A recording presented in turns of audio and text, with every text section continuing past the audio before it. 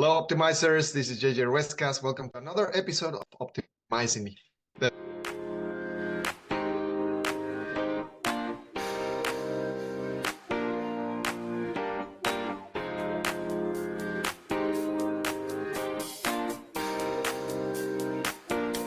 The show where we invite experts, top experts in different areas of human optimization. And we learned about them, their stories, their tactics, their strategies, their ways of thinking, and what are practical aspects that we can acquire to help us optimize as quickly as possible. Today, I have the absolute pleasure of welcoming someone whose work has profoundly impacted thousands on their journey of self-discovery and healing. If you ever explored attachment theory on YouTube, chances are you've come across her insightful, articulate, and incredibly related videos. But she's not just someone who talks about personal development, she really lives it. Her own journey from fearful avoidant to secure attachment has given her a deeply personal and unique perspective on healing, and she also blends this with a strong academic foundation. With degrees in psychology and a master's in attachment theory and research, she's spent years diving into the science of relationships, emotions, and how our past shapes our present. We first met many years ago, and life recently reconnected us digitally right when I was looking to optimize my intimate connections. And today we're going to dive into how you can do the same. Through her work, she's helping people break from old patterns, build healthier relationships, and move toward true emotional security. Without further ado, let me introduce you to my friend, Heidi Priebe. Hello, Heidi. How are you doing? How is it going? Great. Thank you so much for that intro. I feel like I need you to write my bio because that's much nicer than anything I've come up with. I'm so glad. I mean, I had to summarize it because there are so many good things else that I can add that I had to just consolidate. But now let's go into this. Actually, who's Heidi Priebe, and what is attachment theory for many people that have heard it? Yeah. I'll answer those in order, I guess. I like to define myself as a lifelong learner and a student of life. And in recent years, a humongous focus of my attention has been on attachment theory, which is basically the study of how our early environments shape the way that we end up thinking about relationships and the way that our nervous systems function. And that later ends up patterning out into our adult relationships, which is kind of a very jargony way of saying that our family environments shape the way that we relate to other people. And there are predictable patterns that we can kind of loosely group people into. No two people are the exact same, but we have patterns we can notice that give us a little bit of a foundation for better understanding how we are approaching relationships based on the environments that we grew up in. And this is a theory that became really interesting to me as I was in my late 20s and I started noticing my relationships just aren't really working the way that I want them to. There's a lot of drama and a lot of arguing that I just feel like I don't understand. It felt like there was some kind of skill gap for me in understanding what was going on that was causing my relationships to not work. And that was bleeding over into my career, the way that I managed myself and my own life outside of my relationships. So I went, you know what, it's time to sit down and actually figure out what's going on here and understand my own unconscious patterns that at the time I kind of thought were sabotaging my life. And that discovery, that exploration took me years and years, and it turned into a master's degree in attachment theory and a YouTube channel where I started sharing about my own journey and connecting with other people who are doing similar work. And all of this led me some really interesting places. But what really excites me the most right now is just how many other people I've been able to connect with online who are on this journey themselves and learning just incredible things, not only about themselves, but how to relate to other people, how to have smoother relationships. And this doesn't just affect romantic relationships, it's business relationships, authority figures, friendships, families. So I'm really passionate right now about connecting with other people who are doing this kind of healing work and seeing how that's changing their lives, because it's absolutely changed mine. Thanks for that. Now, talking about attachment theory in specific, how would you describe for a person that has heard about it but kind of doesn't know what to expect when they hear about it? So the kind of Cole's notes of it are that there's four main categories that we put people into when we're looking at attachment theory. So these are categories that talk about how we think of the world and our relationships and how our nervous systems function in relationships. And those categories are called secure, avoidant, anxious, and fearful avoidant, or sometimes fearful avoidant is called disorganized. And if we have a secure attachment style, essentially what that means is that we had enough of sensitive and attuned caregiving, which basically means parents who are able to kind of see us without too much of their own dysregulation in the way. So a caregiving environment where as children, we were really encouraged to explore and figure out who we were, and we had really good mirroring of ourselves and our own interests back to us. And most of the time, when we needed emotional care or support, our parents were there to give that to us in a good, they call it in a good enough way. It doesn't have to be perfect. It just means that as kids, we can kind of predictably rely upon the fact that if we need help, it's going to be there and we're not going to have to fight too hard to get it. So the secure style is kind of the ideal when it comes to attachment theory. These people tend to grow up and have a pretty good experience of both being independent, so being able to manage the demands of adult life, including having close, intimate relationships and romantic relationships, without there being too much in the way of them being able to connect with people or be able to function on their own. We have the three other styles, which all get classified as insecure. And this doesn't necessarily mean insecure in the way that you might think of it in terms of self-esteem, though that might also be true. But what it means is that there's something about the way that the other three styles are understanding relationships that's giving them a bias in a certain direction, and in a lot of cases kind of getting in their way of having the type of closeness and intimacy that they might want as adults. So sorry, let's turn my phone up there. So if you have an anxious attachment style, basically what that means is that in most cases, you had a caregiving environment, so parents or family members who were able to give you sensitive caregiving and who were able to reflect you back to yourself and help you develop and grow, but it wasn't the most consistent. So that could mean that your parent was maybe they were working a couple of jobs, maybe they just didn't have the amount of time that they needed to be really present with you as often as you might have needed as a child. Or maybe this meant the parent was dealing with some of their own challenges or struggles. But for whatever reason, what happens if you're anxiously attached, if you grow up with your nervous system developing around this attachment style, is that you get really preoccupied with making sure that you are staying in your parents' minds and attention.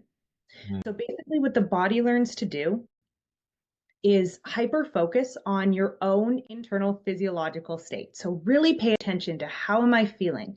What are my needs? And most importantly, how do I get my caregiver's attention so that they can meet those needs for me? And so this can be thought of as kind of intermittent reinforcement. So we know in other areas of psychology, kind of like with gambling or something like that, when we sometimes get a really good reward for something, we get really fixated on getting it. And that can actually come at the expense of getting fixated on other things or developing other skills. So anxious attachers, as children, they learn to get pretty good at catering to what they think their parents want for them or what other people want for them. But that comes to a certain degree at the expense of developing their own sense of independence and their own ability to self-regulate and soothe themselves when they're distressed, because they can be so focused on getting the parents' attention that they're not necessarily focusing on how to do that work when they're on their own. And then this tends to translate into adult relationships as well. So in close connections, anxious attachers as adults tend to be really preoccupied with making sure that their partners are pleased with them, happy with them, not upset with them, because a lot of the time they're looking for their own regulation to come through relationship, which is perfectly healthy, but it's just not balanced out in this case with the other skill of being able to self-regulate, take steps back, reconnect with the self, and kind of come into the relationship in what we would call a differentiated way. So where there's kind of enough of me and enough space for the other person in the relationship. This And so, differentiated way, let me make a quick note here. This differentiated way is when the child or the person is able to understand, and correct me if I'm wrong, this is how I can regulate, and this is how we can regulate at the same time, having both ideas on the same time, or what does that differentiation mean? Yeah, it's basically being able to manage what's me and what's you. So if Mm, I'm feeling something, and let's say you and I are having a conversation, I'm able to root out pretty well what are my emotions here? So maybe where am I mm, coming up for me versus what's happening for JJ? And how are those things overlapping? And there will always be overlap in relationship. But do I know if I step away from this, what I still think and feel on my own and what I need to bring back into it? So it's essentially having a good idea of what's our own stuff and what's somebody else's, and who are we independently versus who are we in relationship. And those things are always going to have overlap. But for the anxious attacher, it can sometimes feel like who you are in relationship is almost molding or melding with the other person. And you can start to kind of forget where your own edges and boundaries are a little bit. Because again, the whole system is wired for getting that co-regulation. So rather than rather than focusing the way a secure person would on how much of me is in this, and then sorry, I'm thinking of um sorry, you mind if I pause for a second? I want to find like a very distinct way to put this. Okay. So basically, when we're properly differentiated, we have a good concept of how much space is needed for us to stay grounded in ourselves and our own identities versus how we can also stay feeling like ourselves when in relationship with other people and when we're letting other people impact us. mm. Wow. Wow, well, you're making me think, because this is actually something very profound. One of the quotes that has led my life for a while by Scott Fitzgerald, which is the test of the ultimate mind is a mind that is able to hold two opposing ideas at the same time and still Mm. function properly, right? In this case, we're talking about two things like independence and correlation at the same time. Wow, does it go along those lines? Yeah, I love that actually. I think that's a really great explanation of secure attachment is essentially being able to hold both myself and my own continuity as a person in my mind at all times and pay attention to what you're bringing into the picture. To when I'm in relationship with someone else, whatever they're presenting to me about their own worldview or their own perceptions, that I'm able to kind of try on and check, how does this fit? Do I like this? Do I not like this? It's this Mm, ability to both be impacted by people while also keeping our sense of self online. And a lot of the insecure styles struggle with one aspect of that. So, on the opposite side of the anxious spectrum, you have the avoidant attachment style, which trends towards, some people call it independence. I call it counterdependence, which is a term that basically means the fear of relying upon or being dependent on other people. mm, So this tends to develop in early environments where the child bids for connection, which means when they go to their parents and they want to be seen, they want their emotions to be validated or understood, are relatively consistently met with some type of rejection. So that doesn't necessarily mean that the parent is shaming the child outright.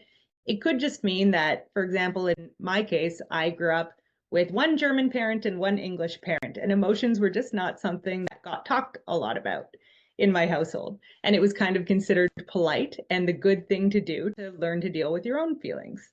mm, And so for those who develop an avoidant attachment style, generally their model of relationships counter to the anxious style, which believes that to be a good partner means to be really close and connected. The avoidantly attached person tends to grow up learning that to be a good partner or a good child or a good person in relationship means to really take care of myself and try to put as few of my own needs on my partner as possible. mm, And so they tend to have this independence piece that gets developed really strongly, but it comes at the expense of being able to connect, develop intimacy, get really close to people because inside the avoidant system, their body has learned to naturally suppress a lot of their own more vulnerable emotions, which is kind of the glue that connects us to other people. mm. So this is kind of the inverse of the anxious, where they're both doing one thing pretty well, but it's not balanced out. Mm. While I was preparing for the interview, I was also talking to people online and friends, and one of them raised this question, which was, are are avoidant people anxious in disguise, or could Mm, be what do you think about that? yeah, that is such a common question. And it's a really interesting one because it points at how challenging it is to understand how people are inherently wired in such different ways. So I have seen this idea before that basically avoidant attachers are very similar to anxious attachers inside, but they're just kind of withholding all of their emotions, or they're intentionally manipulating, or they are feeling things that they want to punish people by not telling them. And that, I mean, in any case, that could be true, but that is absolutely not a core part of what it is to be avoidant. On the inside, generally, the avoidant attachers are actually also confused about their own experience of emotions. So when they get into relationship, a lot of things that might be kind of classically happening for those who are more avoidant is just feeling a sense of pressure because they aren't really clear on what their own needs or wants are. And so it can feel like, okay, I need to keep taking care of myself. And now I'm also responsible for this other person's needs and for responding to those. And so Mm, it's not that they have all of these needs that they're expecting their partner to take care of that are conscious to them, though they might be unconsciously putting some needs on their partner that they aren't even realizing is happening or causing distress for their partner in any way. But they're generally going to feel like I'm good, I'm okay. Kind of good and fine tend to be two of the main avoidant emotions. And then what's going to happen is other emotions are going to kind of creep in, generally with feelings of pressure. Like there's just demands that they're trying to constantly meet that they can get overwhelmed by. But what's not going to be as online for them on a conscious level is things like desire for intimacy and connection, or they might feel like, okay, we're around each other a lot, we're hanging out, we must be in intimate connection. um, mm, their own vulnerabilities are generally not very consciously available to avoidance. And so it's really hard for them to connect. And again, you can have their partners kind of going, why aren't you being more vulnerable and open with me? And the avoidant attacher going, I am. This is as vulnerable and open as I feel. And even though that might not be true, because they might not be aware of everything that's happening for them, it is true generally as far as they understand themselves. And mm. so I always say, like, avoidants are not three anxious people in a trench coat, though it's an easy confusion to make. Wow. Okay. Heidi, the more that I'm hearing you, it's like it's starting to dawn on me this humongous processing that is happening in the back burner of our minds, of our nervous systems, compared to what we think that we know, right? Like, yeah, I'm conscious of this tiny fraction of air quote truth that I think that is truth when there are so many other things. So basically, what I'm seeing and what I'm hearing you is like two people are theoretically conscious of something, but this huge baggage from their upbringing is taking over. And we're just talking about the fearful and the avoidance. Let's talk about first about the combination of the other ones, and let's talk about how this interrelationship works after that. So can you describe the third one, please? First, let's go with that. Yeah, so the last one is fearful avoidant, also sometimes known as disorganized. Mhm. And basically, this is a broad category. So there's a lot of variation within the category of fearful avoidance, but essentially, the thing that unifies people who fall into this category is that they have the struggles of each of the different styles that are insecure, so anxious and avoidant, but in an unintegrated way. So, what that means, when we have a secure attachment style, so when we grow up with that sensitive and attuned caregiving, we can do a little bit of the anxious stuff sometimes situationally, and we can do a little bit of the avoidant stuff sometimes situationally. But generally, it's a choice. So, a secure person can go, you know what, I think I'm dealing with someone who isn't necessarily the best person for me to be close with. I don't really like how I feel around them. So I'm going to take some space and back away a little bit. Or they can go, you know what, I'm in a situation where it's actually really important for me to stay in close connection for a period of time with this person. And if they're a little more distant, maybe I need to do a little bit more of the getting closer. So they can Mm, do both. But fearful avoidant does both involuntarily. So what mm, that means is that they tend to have triggers that come online without their awareness until they generally start doing this work and gaining the language for it, that will trigger them into either anxious patterning or avoidant patterning at different times.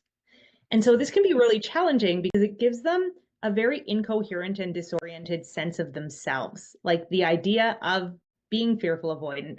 And this is something that I lived with for the majority of my life, essentially means to be kind of flip-flopping back and forth between, am I the good guy here or the bad guy? Am I ruining all of my relationships, or is everybody else ruining my relationships? And to have this sense of the self as not particularly consistent because you're constantly getting triggered in different directions. And so the growth path for all of these styles is going to be slightly different. And the fearful avoidant in particular needs to borrow growth strategies from both anxious and avoidant styles, as well as, in my opinion, there's generally some other work that has to come online to help them just make sense of this oscillation within their sense of self. But that's kind of a short-ish overview of the 4 different styles. And then we can get into lots of interesting stuff around how they end up relating to each other, which I think is where you were kind of going next. And I think I'm going to still take this a little farther, because one thing that I wanted to point out, when you and I met many years ago, I didn't know about this, but even myself, I was having those behaviors of like first getting, it was very interesting. When I was getting closer emotionally to a partner, I would back off. And then when this person was like giving up, I will just come back in like, oh, please don't leave. It was like this.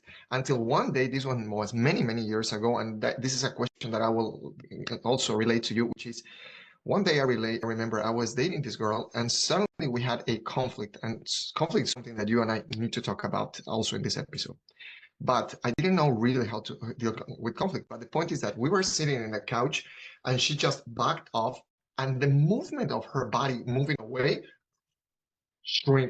just constricted every nerve in every organ in my system, everything. I'm like, and I lost control of my mind. It's like complete trigger. So that was one of the things that I noticed. Holy moly! Obviously, it was not at that moment. It took me maybe a couple of months to realize that that little bit of distance, physical distance, triggered me something internally. Now, I wanted to ask, how did you started getting into attachment theory? Because this is very heavy, but it requires a lot of a lot of a lot of body awareness.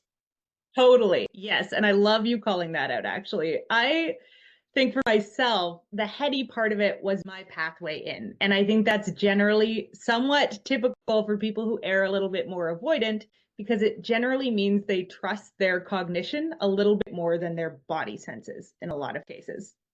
And so that is also the growth path, getting more in touch with yourself. Again, if you're starting from that more avoidant side of the spectrum and figuring out that, okay, these feelings I'm having in my body, like you pointed out, this thing is happening and something's happening inside of me, this constriction or this panic or whatever it is, that's actually related to what's going on in my relationships. But where this started for me was actually, I remember having a very big kind of blowout fight with one of my partners when I was 28 years old, and sitting down after the fact and just going, I know that there was something I was doing really wrong in there. And I don't know what it was, but I know that I get stuck in these kind of patterns that later I regret when it comes to how I show up in conflict. I get really defensive, really hard-headed. I think my partner is attacking me if they're telling me I'm doing anything wrong. And I just see this going endlessly in circles. And I had this thing in the back of my head that I remembered from my undergraduate degree when I took one class in attachment theory. And I was like, you know what? I think it might be related to that. And so I went online and I started doing research. And I found a description of the fearful avoidant style online. And I remember when I was taking my attachment theory class, we talked a lot about anxious, a lot about avoidant, a lot about secure, and then they kind of mentioned this other category of fearful avoidance. And I remember thinking, like, I don't feel like I fit into either of these 3 categories. I don't know if this theory is really for me. And then when I went online and found this 4th category, I felt like I was just being absolutely read to a T. And all of my challenges in relationships suddenly had language to them, which was so helpful. Just even instantly in my body to feel like, okay, there's a name for this. There's other people out there who have struggles that are similar to mine. And so I got obsessed with learning everything that I could about the fearful avoidant attachment style in particular, which, because it borrows traits from both anxious and avoidant, I ended up learning a lot about those. And then it hit a point where I was so interested in this theory that I went, you know what, I want to continue my education in this. So I took a research degree in attachment theory, and it just opened my eyes up to so many different ways of perceiving the world that also helped me make so much sense of a lot of the people I'd been close with in my life. Mm. And en route, I ended up connecting with a ton of people on YouTube who were also sharing their experiences with me, with each other. And so it's just been awesome to see this community grow. But what it really comes down to is I think people like myself come into this because they're just looking for ways to understand the patterns that they're stuck in. And that's a really common thing you see when people have insecure attachment styles, this idea that they might be self-sabotaging their relationships or unconsciously kind of messing things up.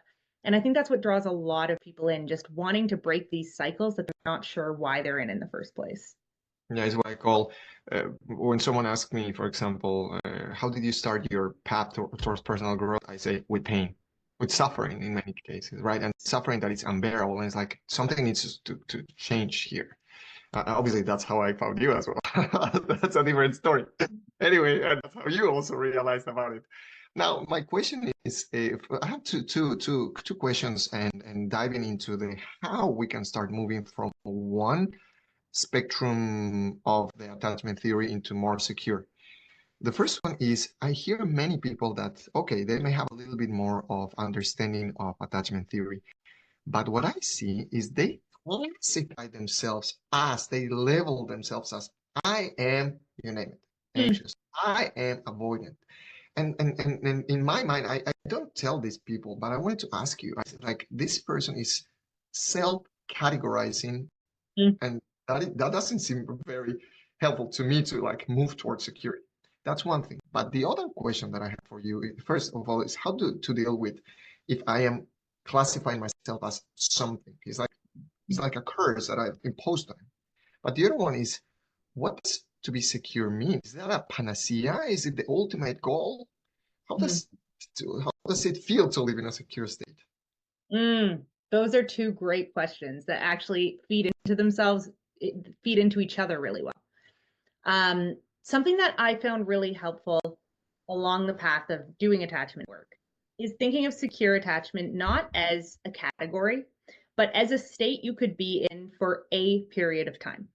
So basically, and in this way, we can almost treat it like a meditation. And that was how I started approaching this. So to be in a secure state generally just means that you are feeling pretty present with what is happening in the moment. So you are reacting to people, you're reacting to the people you're in relationship with, you're having conversations with, based on what's actually happening in real time between the two of you, as opposed to be in an insecure state of attachment generally means that your old stories about people are kind of eclipsing your present moment interactions with other people. So you have these kind of old ghosts of how you have learned relationships are always going to go, or how you have decided people are always going to behave. That's actually getting in the way of you being present with the person who's in front of you in any particular scenario. And so to start moving towards secure attachment, I think that rather than looking at it as this kind of ultimate blissed out end state, what I find really helpful is in challenging moments. So in moments when we can recognize, okay, I'm feeling really, let's say, anxious and preoccupied with what my partner is thinking about me and terrified that I'm going to be abandoned. Or I'm feeling really overwhelmed and I'm telling myself all of these stories about how I'm going to endlessly need to meet everybody else's needs as well as my own with no help. If I can recognize I'm in one of those states, and then I can choose just for this moment to try to separate myself a little bit from those stories, get in touch with what's actually happening for me right now. So, what's going on in my body? What's going on for this other person? What is it that's happening between us? What words are actually being exchanged? What situation are we actually in? And if I can stay present for even 60 seconds right now, I can have a more secure interaction than I usually have. And then Mm-hmm. secure attachment as a category that we end up in is essentially just the culmination of having increasingly more and more instances of moments like that where we can show up securely until we end up kind of teaching our bodies this is a safe state to be in. Nothing bad is going to happen if I start kind of allowing these stories and these ideas that I have about people that I've formed over a lot of my life to kind of settle down a little bit and take a back seat and to start prioritizing paying attention to different, more present moment information that my body is giving me. And when we're generally prioritizing that over those stories, that's essentially when we end up in a state that we could call secure attachment. Hmm. Wow, it just blew my mind with this idea of meditation. It's like, yeah, getting distracted, and the goal is to come back into the present moment. And that practice, what they do is they start increasing the length of presence. Mm-hmm. This case, it starts increasing the length of security. Wow.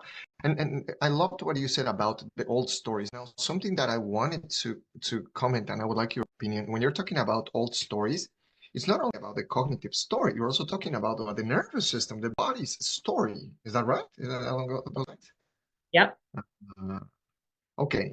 So, and I will get back to make the difference between cognitive and the body later. But one of the things that I wanted to also ask you and connect with the dots for people, we're not just talking about intimate or romantic relationships. We're not just talking about that. It is my guess where it presents this kind of attachment theory presents more heavily, but what other areas do they present? And what is the definition of attachment figure? We haven't talked about that, but let's talk about that. Yeah. So an attachment figure is generally someone who we have a really close connection with that involves some form of dependency. So when we're young, our attachment figures are our parents, generally, or whoever it is that's raising us. So this could be for some people a nanny or whoever it is that's essentially filling the role of caregiver in their lives. And then as we grow up, generally our spouses or significant others end up becoming attachment figures. But what categorizes someone as someone we are in an attachment relationship with is three things. So one, proximity maintenance. So basically someone who we see a lot. This isn't like a friend who we see, a couple times a month. It's generally someone who we see pretty regularly and we start relying on for co-regulation and support in a consistent way. So the second thing that qualifies someone as an attachment figure to us is that we look at them as what we call a safe haven. So someone we can go to when we're feeling like we need some comfort or some protection, like there's something going on that's really challenging us in life. These are the people we go to get solace and support from. And then the third thing is called a secure base. So a secure base means that when you have, especially in adulthood, if you have two people coming together in, let's say, a romantic relationship, generally it means that they go to each other for support when they are kind of returning from going out and exploring the world on their own. So you both, let's say, get up every morning, go to work, go through all the challenges and trials of your day, and then you come back home and you know that that's the person you're going to see, who you're going to tell all of that stuff to, and who's going to be the consistent person in your life as you're tackling other things with your life. So attachment figures are generally people who we feel like we have some form of emotional or in a lot of cases also practical dependency on. And those Mm. tend to be the people who also trigger our attachment wounds the most. Mm. And we'll also see this a little bit with work, and any type of authority figures often trigger our attachment wounds a little bit because if we're dependent on someone for our livelihood, we're going to start having that kind of stuff come out that goes, okay, how do I make sure that I keep in the right type of connection with this person who's now become imperative for my well-being? So those are Mhm. generally the areas where you see it the most. Romantic relationships, at least as an adult, as a child, it's your parents. Um, and then you'll see a lot of it generally in your relationships with authority and sometimes friends or close loved ones if you have a kind of um, closer than, let's say, like acquaintanceship type of friendship. So maybe a friendship where you live together, you spend a lot of time together, you really support each other emotionally. But generally, where it comes out the most tends to be romantic relationships. Now, I have a question. You mentioned authority. I never thought about this, but it's gonna take me to a question on power in a little bit. I need to form this in my mind because sounds like there is some kind of dynamic power dynamics at some point. It could. I don't have no idea. And I haven't heard you in any of the YouTube videos that I remember talking about power dynamics, but we can talk about this today. Before we get into that, I wanted to ask, what is intimacy? How do you define intimacy then? That's a great question. I have a definition of intimacy I like to use, which is essentially on par with that secure attachment, are the degree to which we are able to be present with another person without a lot of our own stories about them and about ourselves in the way, to me, kind of reflects the degree of intimacy that we're able to develop with people. So, an example of that would be if, let's say, I have these ideas from when I'm growing up that to be a good person means that you have to do a particular type of work, or you have to have a particular character trait that is very specific to what worked well for the people in my immediate family. And then if I'm talking to you and it becomes apparent to me that you don't do this type of work that I think is really important for all adults to be doing in some capacity, now there's going to be some form of distance that I'm putting between us because I'm preoccupied with this judgment and what I think that it means about you. And so I'm not necessarily actually listening to you and what's interesting to you about the work that you do choose to do with your life, or what is it that draws you into the particular paths that you've chosen. I've got something in the way of that. And so I always like to look at intimacy as to what degree can I kind of clear out my own stories and actually just take someone in? And to what degree can I let myself be known and seen by another person? So, to what degree am I not thinking too hard about how I want them to see me or what I want them to feel towards me? And how much can I actually just let them know, here's authentically what's going on for me in this moment? And whatever sense you want to make of that is the sense that you can choose to make of that. And the more secure we are, generally, the easier both of those things are. And the less secure we are, the more stuff we've got in the way. So intimacy can be kind of challenging to develop in a very pervasive way until we're able to gain some more of those skills of staying on the same page with someone. Hmm. So let's start asking, how do we gain those ones? How do we baseline ourselves, and what is the path towards security? And just you mentioned every person is going to have something different. So my guess is that are there like template paths that we can start using and then finding our own ways? What are most of them most effective ways to move from out of insecure into a secure attachment? Mm-hmm. It's going to be a little bit different for everybody because we're all starting from different places and we all have different triggers. But there's actually a model that is not explicitly attachment focused at all that I really liked and latched onto when I was doing this work, which is from a field called authentic relating. So, authentic relating has a lot of different practices and a lot of different like trainings you can do and meetups.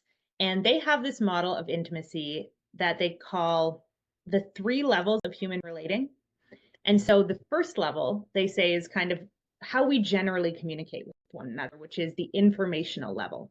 So we go into conversations and we're talking about things like what do you do for work, what's happening in your world right now, things that are really outside of the self. It's not about what's happening in our subjective inner world, it's about what we're thinking about the world outside of us.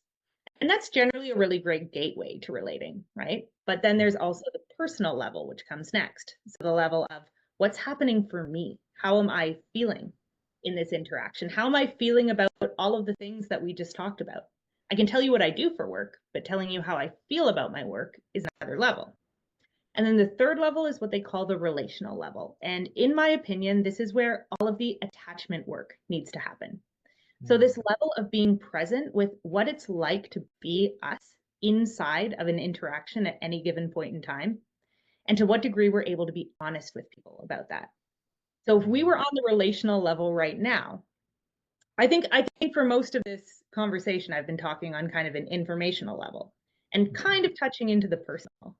But the relational would be something like, okay, inside of this interaction right now, I notice my heart is beating pretty fast. I feel kind of nervous. I'm noticing that I'm preoccupying myself a little bit with thoughts of how smooth is this? Is this interesting? Is it not? What's happening in JJ's head? Is he interested in the conversation? Is he not? And the more we're actually sharing and disclosing what's happening for us in the moment, the more we're able to achieve that kind of shared state of presence.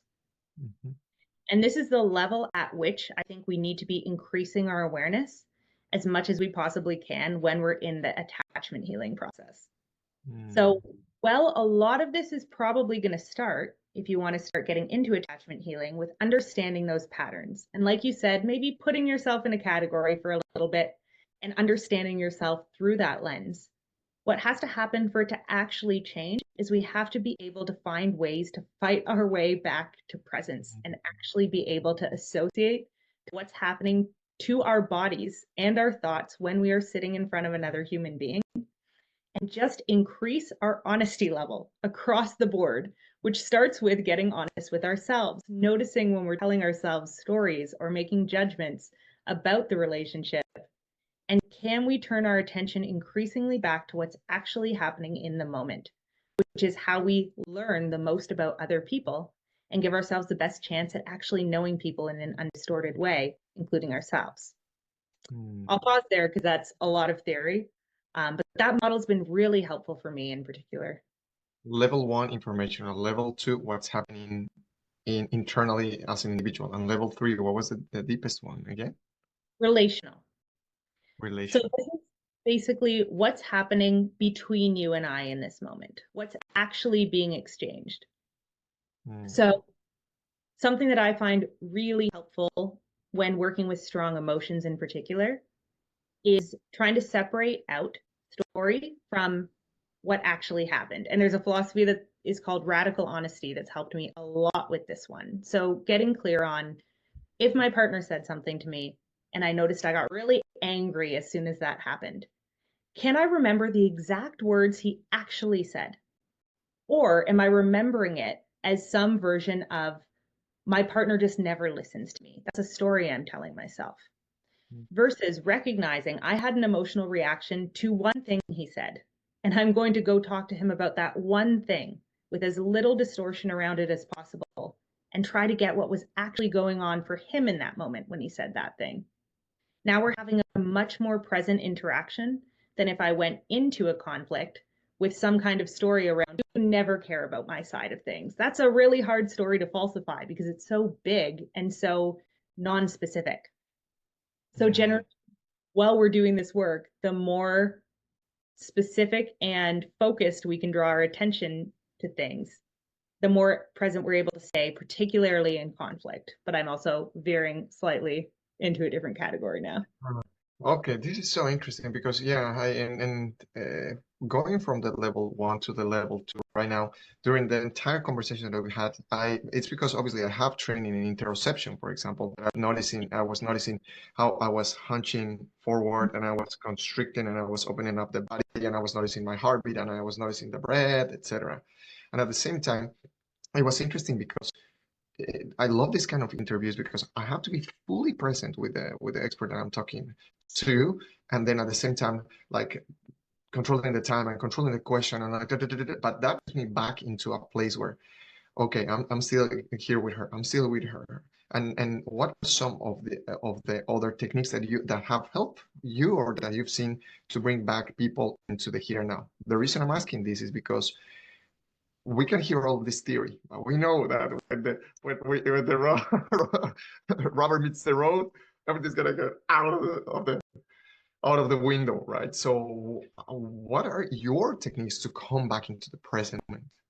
Yeah, I love that question because, first of all, everything you're describing there, all the things you're having to track to do one interview at the same time, right? That's life. That is just how everyday living is. There's so many things we have to keep in our minds. And the reasons why we form these worldviews and these stories about people and how the world works in the first place is because it's adaptive to do that. Because we cannot be present in every single moment. We have to keep track of a lot of different things at once. And so a lot of what this work is figuring out, okay, when does it matter for me to drop into presence? So if I'm noticing that I'm feeling really, really worked up, really angry, really triggered or frustrated about something, that might be my cue. Right now, it's an important time for me to connect to my body. And for me, that's always what it comes back to. Can I trust what's happening in my body as the most important information that I need right now? And when Mhm. I get those things muddled up, when I get my body response in the present moment muddled up with some story about how I think other people always behave, that's when I get into a lot of trouble. When these kind of patterns and kind of meaning making structures that I've constructed throughout my entire life get muddled up with my current state. And so when I'm feeling, let's say, past like a 7-ish out of 10 threshold of a really strong emotion, that's generally for me a cue that it's time to just actually do a body scan, figure out where is my tension being held right now?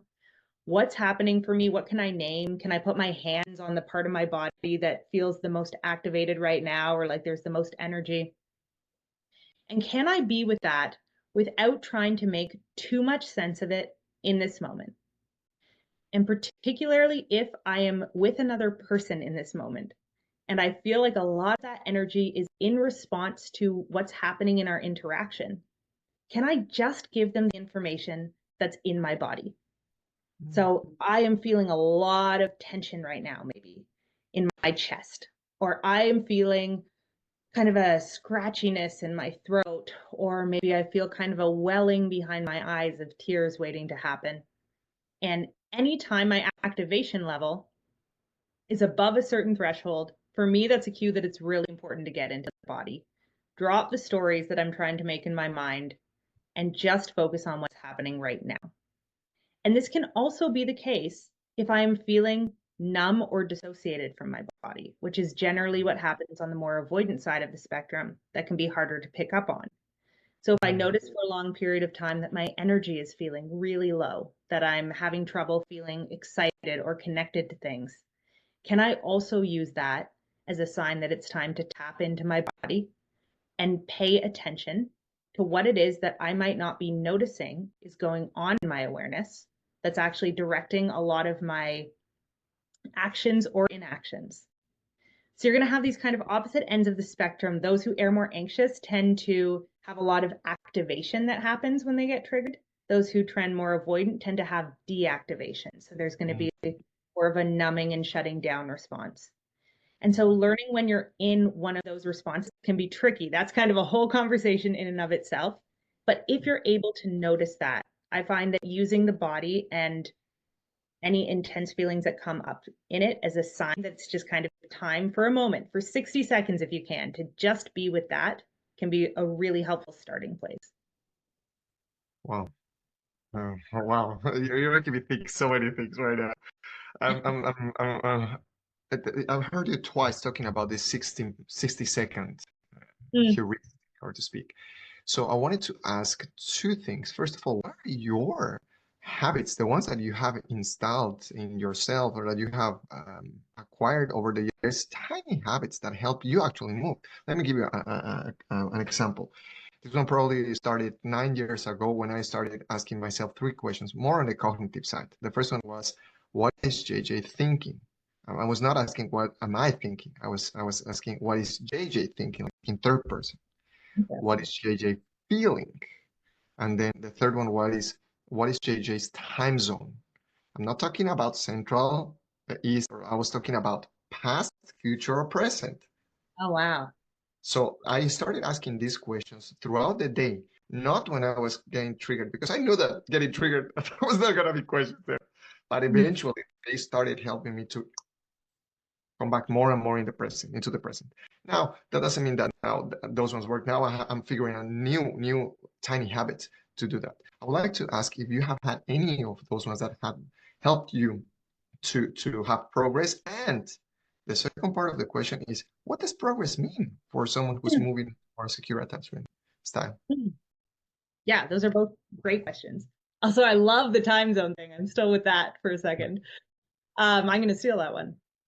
Or Yeah, I think one of the things that's helped me the most Something I struggled with a lot early on in my life was trying to kind of live my life based on an ideal of how I thought I should be, including how I was showing up in relationships. So, can I be the perfect partner? Can I be the perfect employee? Can I do everything in this way that I think is ideal?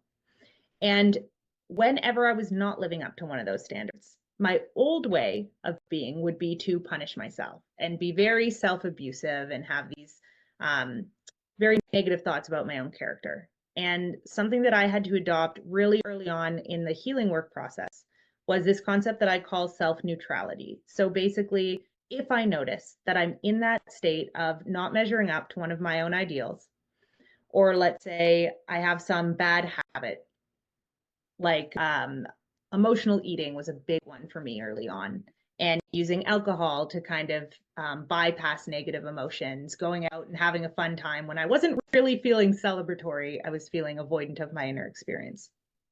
And when I noticed myself falling back on one of those habits for a period of time, being able to look at it and ask myself the question, why might someone, not me, which is interesting because you also brought up third person, Wow. might someone be doing this? If I asked why am I doing it, all of my self-berating thoughts would come online. But if I looked at it as kind of a science experiment, if you took a human being and you were to put them in a lab and try to get them in a position where they would be going out partying 4 days a week when they're feeling stressed, or where they would go home and binge eat a meal they're not hungry for, what is it possible that that person might be experiencing that would lead them to that? What coping skills might they be missing? What external environmental supports or social support networks might they be missing? What life stressors might be present for them? And being able to check in with myself in this way and take the shame and personal responsibility piece out of it as much as possible, at least while trying to diagnose what was going on, started giving me an expanded perspective on why I was doing everything I was doing. And this went a really long way for me in the attachment healing process in particular, because it got me associated to how my social environment and how my life circumstances were impacting me on a physiological level. And then what I was doing to cope with physiological experiences that I didn't have coping skills for. Mm. And so this was really helpful as an awareness practice. And then of course, there's I forget whose quote this is, but there's this quote I love that's something along the lines of it's not something like a skill is not integrated until it's in the bones. Yeah, it's an African proverb. Knowledge is only an illusion until it lives in the muscles or in the bones in this case. Yeah. Yes, thank you. I've been actually searching for the attribution for that for a while. I'm gonna get that from you after. But yeah, once we are aware of this, so once we start gaining awareness of what it is that's impacting us, that's putting us into these habits or coping mechanisms or relational patterns that we're not happy with, then how do we develop different skills and get those skills in our muscles? So when we are gunning towards secure attachment, if that is the goal, what we have to be doing is practicing different ways of approaching the same situations that we feel stuck in, and learning to stay associated enough to what's happening for us when we are practicing those new skills. So, for example, let's say I'm really uncomfortable with conflict. So when I am angry at my partner or at someone I'm close to, instead of dealing with that, I'm just going to find some substance to stuff it down and dissociate from the way I'm feeling. If I can notice I'm doing that, and if I can tell myself, I'm going to try something else just for this one time, I'm going to go to this other person. I'm going to go to, let's say, my boss and say, hey, I am really uncomfortable with the workload that I have or with something about this project. And I'm wondering if we can talk about a different way of organizing this. And then can I stay present in that experience? Can I be aware of what's happening in my body and what's happening around me as that's happening? Enough to form a new memory that I'm going to begin to trust about what is possible if I start relating to people in a different way. So I think a really big problem for a lot of people starting out in this work is we try to do the new thing. We try to do an opposite action to what we've generally taken. And we get so panicked that we kind of leave our own bodies as we're trying it. So the body doesn't learn this is a safe thing. So we have to also practice staying present with these new activities, with these new things that we're trying. And sometimes a mantra that I repeat in my head, if I'm in one of those moments, is just, look at this, I'm surviving, which is Mm, something I stole from a coach that I was doing a session with once, who had a participant express anger towards him in the session. And he was kind of live explaining to us what was happening for him as someone was expressing anger towards him. And he went, I'm noticing that I'm breathing and I'm telling myself, I'm surviving this. I'm surviving this. So, in every moment that we're trying one of those new experiences where we're doing something in a brand new way, to what extent can we just stay centered in that awareness that we are surviving this moment and that we are able to do something different, and our whole entire worldview isn't going to crumble as a result. hmm. Okay. Now, we're getting into the practical, which I love. Now, I have to ask this question because I'm the guy that is thinking, how do we train for this? How do we train for this? Because going and telling the boss or going to telling the partner the thing that is scary, it just that the sheer thought of this constricts the system. What are ways that you help people to start getting acquainted with these sensations and emotions? And now, uh, I'm probably answering my own question, but it is a combination of the psychological and somatic. But what are your dojos, your training platforms, so that a person can start getting ready for the actual thing, which is going to create a new memory? That's the end goal of all this. Mm-hmm. Well, I think once again, it's going to have to be specific to what you struggle with. But something I always recommend is that if you know you're trying something new, there's a couple of things that you're going to want to stay aware of. One, you're going to want to stay aware of the context. So, for example, if you are going into an interaction with your partner and you know that you are both insecurely attached and you both have a lot of triggers online that are likely to come up in tough conversations, can you keep in your awareness, maybe this is actually going to be really challenging for both of us? Maybe their response to me is going to be a trigger because I'm trying something new and that's dysregulating them. So I think a big thing that people really struggle with in the attachment healing process is not keeping in context that if you grew up insecurely attached, you probably have an environment full of people who also struggle with kind of similar wounds. So that doesn't mean that you're failing if things do not go well the first time. It means that you are trying out a new set of skills, and it's really natural to encounter things like pushback, things like shame coming up in your body and feeling kind of stressed and overwhelmed. And what you just want to be aware of is, can I be honest with myself and other people about all of that? Can I go to this person who I want to start interacting with in a new way and say, hey, I want to try interacting in a new way? It doesn't have to all stay in your head. And Mm, I remember really bumping up against this when I was trying to become essentially more honest about my feelings and what was going on for me inside, which I had learned growing up was not what you do. And what I had learned to do to communicate my feelings with other people was to joke about them. And so a lot of my close relationships were people who were really, really used to me making light of everything. And I remember going to my therapist one day when I tried to bring a couple more serious and personal things to a really close friend of mine and feeling frustrated because she kept joking about them. And I went to my therapist and I was kind of ranting and going like, you know what? This person just won't take me seriously. They don't care about my feelings. And my therapist went, or this is her way that she knows how to connect with you.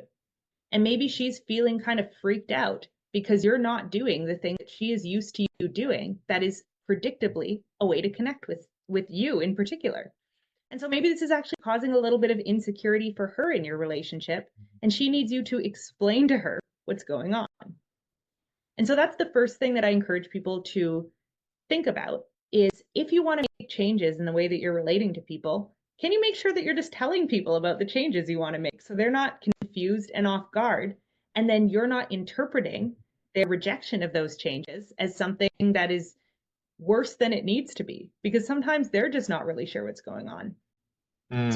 So preempting a person saying, I'm doing this experiment or this change is like, can you just bear with me? It's going to something along those lines. Yeah, yeah. Like as much transparency as you can have about what's happening is both going to help you both navigate through it in a way that gives you the context you might need to not freak out about a potential change happening in the relationship. But it's also, ironically, a very secure attachment skill to be able to talk about what you're talking about and kind of have the conversation happen on multiple levels. This You're is hitting so, on- yeah, that's so funny. Okay, yeah, I never thought about it. You're right. It's a very secure way to connect already just from the get-go. yeah. It's kind of Nice. like another one in that same arena is if you can't be honest with someone about something, if there's something you just feel too ashamed about, or there's something that feels too vulnerable for you to disclose, can you at least name that that is there and kind of talk to them about why you can't be honest? So that's another kind of conversation on top of the conversation that tends to help ease your way into new skills as you're practicing this stuff. And that's, go ahead before I interrupt you. Go ahead. You I had was just going to say, to give a concrete example. So that might be something like, I want to have deeper or more personal conversations with you, and I'm not really sure how to do that without bumping into conflict that I don't know how to resolve. Something Wow. like that. So at least if you feel like you can't go all the way there, can you talk about why you can't? Wow. Well, which, by the way, in my model of the world, that requires a lot of self-awareness of not being good with conflict. And I, for example, I recently realized that I am terrible at conflict. I mean, the word conflict is simply I'm running away from it, right? And it's because I never had the jargon or the skills to navigate it. But I remember in several of your videos, you put that the conflict is not something bad. It's something that simply happens. So how do you describe this for people that probably like me are, first of all, afraid of rejection, afraid of abandonment, and how to deal with that kind of conflict? How do you see conflict in your world?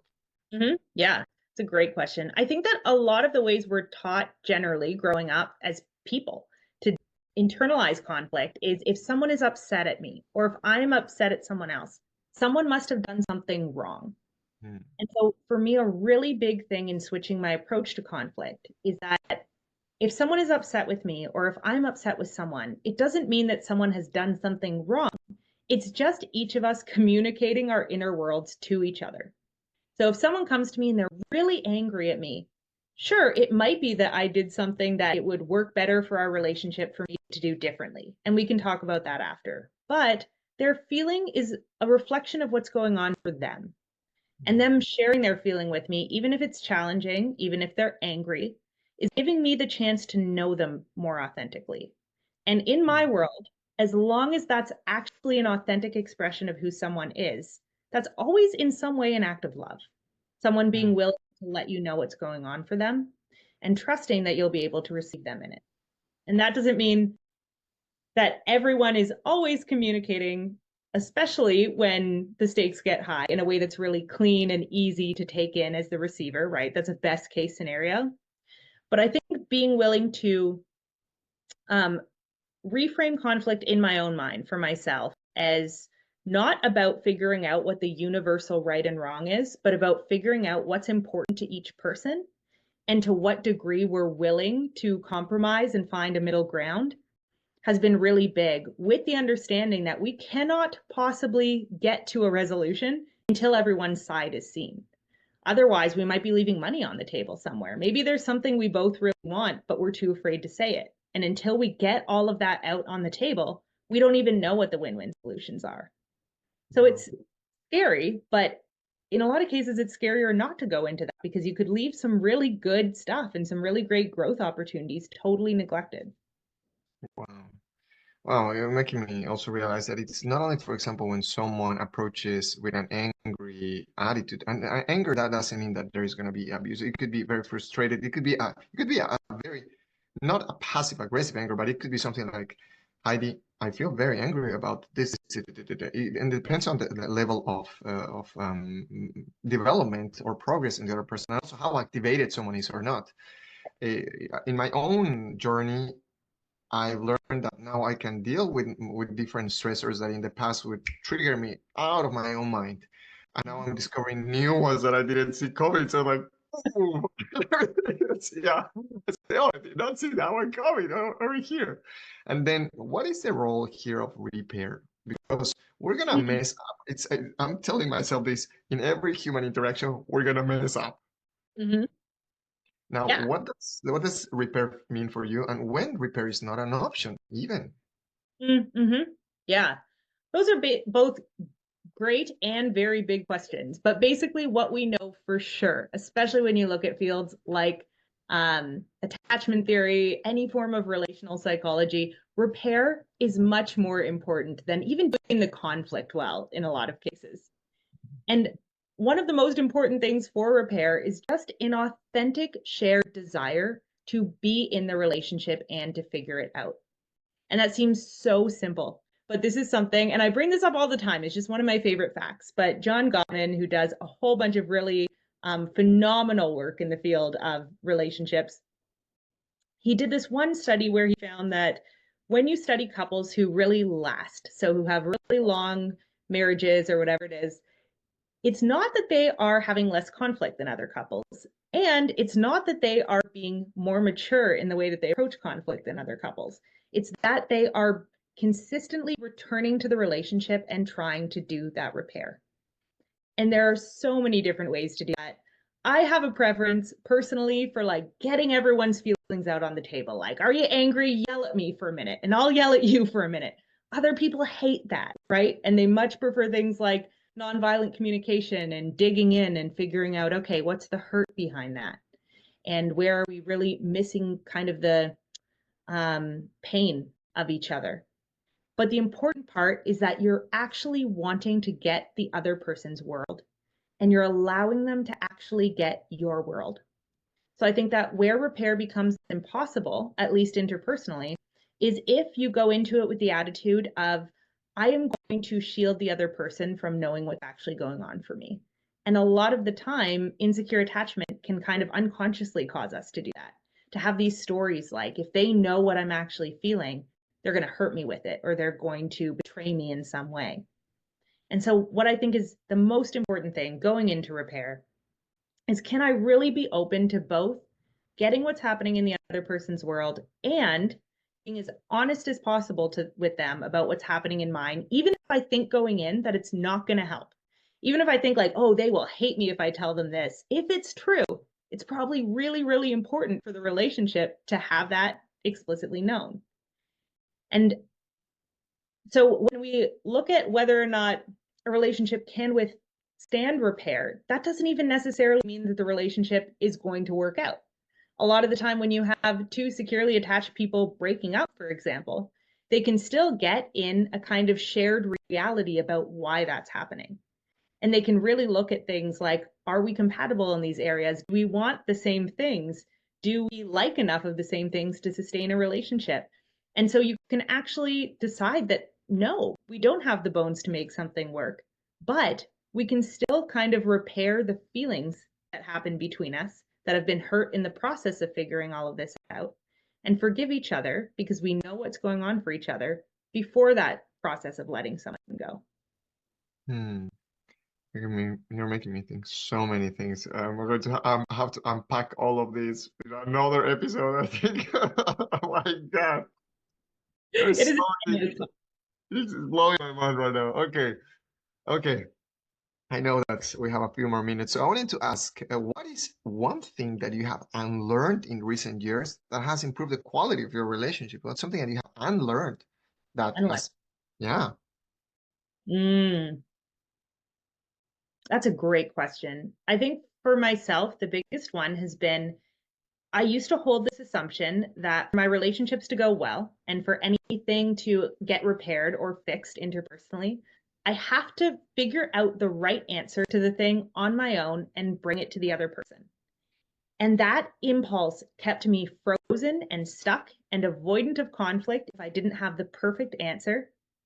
And I'll always think back. This is something someone said to me, I think like 15 years ago now, that it took me this long to internalize. My first partner, who I think was probably in the secure realm, once said to me, Heidi, I don't know how to have hard conversations with you because it's like you don't know that we're searching for a third solution. So his model of conflict was, you come in with everything you know, I'll come in with everything I know, we'll put it on the table, and then we'll search for the thing that we could only find through integrating each other's perspectives and through seeing each other's point of view. So his model was there's always a third thing that we're looking for. And my model was one of our worldviews has to win. I have to find the best model, give it to you, and then we'll go with that. Or you find the best model, give it to me, and I'll concede to your way of looking at things. And so unlearning that and really trying to practice trusting that if I just share the raw data about what's going on for me in my body and in my emotional state with another person, and then I listen and I'm actually present with and receptive to another person's raw data, now we have at least enough information to try to start forming a hypothesis about what we should do with our relationship collectively. But I cannot have the information I need without doing that process. And unlearning that concept that relationships will work if I come up with the perfect solutions to everything all of the time has been such a long process. But unfortunately, it just is not what works. It has to be collaborative, or else it just turns into a power struggle, which is kind of what you were alluding to earlier. Oh my God. Okay, I'm going to have my own debrief after this conversation. Just to finalize a few more questions, we talked about some of your influences and mentors, John Gottman. We talked about radical honesty. We talked about authentic relating. What other elements would you name that have influenced you, people or philosophies or schools of thought? Oh man, that's a big question. There's been a lot on this journey. Some of my greatest mentors came from when I was doing my attachment degree, which was at the University of Roehampton. And I don't think they have the specific degree program that I did anymore, which was an attachment theory research degree. But there was a school, basically a school of attachment theory called the dynamic maturational model of attachment. That would take 25 podcast episodes to explain cleanly. But essentially, what the school of thought looks at is how our attachment systems change and mature with us over the course of our lives. So there are strategies of relating to people that we can access when we're infants that get built as we go through our lives. So there are things we can do at 17 to connect with people or keep ourselves out of connection that we just don't have the maturity and the brain development to do at age 7. There are things at 25 we can't do at 17. So this looks at how our development and the things that happen to us over the course of our development shape the way that we end up behaving in attachment relationships. And there are truly some of the most brilliant thinkers I have ever encountered in the field of attachment theory, researching this model, mostly in the UK right now. And just being around these people and kind of understanding the lenses that they're taking, the what I would call a functional psychology approach. So basically looking at everything through the lens of how is this adaptive rather than why is someone doing this bad behavior, which is an easy trap to fall into sometimes when we're looking at attachment theory. Really searching for like, how is this person optimizing their own survival through this strategy? Totally changed my way of thinking. So there's a woman named Patricia Crittenden, who is kind of the originator of the dynamic maturational model. And she just has brilliant thinking in this area that honestly, the only reason I don't go more into it on my YouTube channel is because it is such a humongously, I don't want to say dense, but such an intricate system that it would just take me forever. I would lose years of my life trying to just explain this all perfectly. But there was someone named Rebecca Carr Hopkins who also did a lot of teaching around the dynamic maturational model that just taught me so much, not in terms of information, though also in terms of information, but about how to think about these things. So how to sit in front of another person and get out of that realm of judgments about them. So they should be doing things this, and this way. And start looking at someone and going, how is everything that they're doing helping them optimize within the context that they're in? And I think that that is the most accurate possible way to understand another human being, which totally changed my paradigm of thinking in the realm of psychology. Holy moly. Yeah, I can see. Heidi, something tells me that this is not going to be our unique episode. Something tells me that we're gonna have to dive deeper and deeper into this. Yeah, you're bringing me so much, so I'm very grateful for that. As well, I wanted to ask, where can people find you on the net? This is an easy question, but where is the best way to redirect them to? Yeah, YouTube is always where I'm showing up the most. So my YouTube channel is just my full name, Heidi Priebe, with a one at the end of it. And I'm also on Instagram, Facebook. My website is HeidiPriebe.com. So I will send all of that to JJ, who I'm sure can connect you guys to it. But YouTube is always where you will find my most current thinking. Fantastic.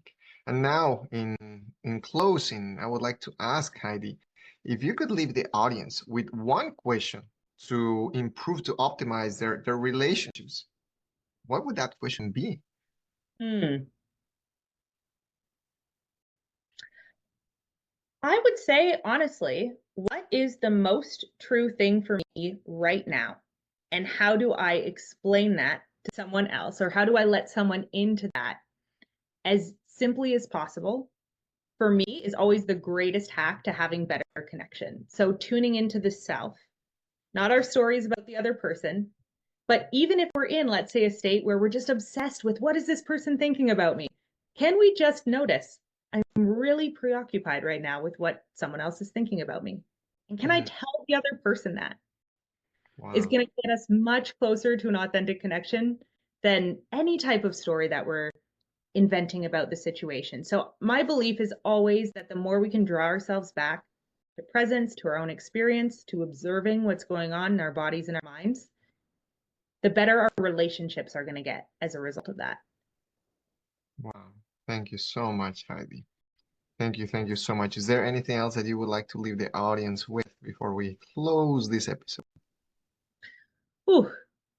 Well, first of all, I just want to say thank you to anyone who's still listening to this for sticking around and being curious about this stuff, because it's my belief that every single person who does this work and who wants to engage more honestly, we're just kind of raising the collective level of health and of being able to relate better to each other, because we all learn through examples and through modeling other people.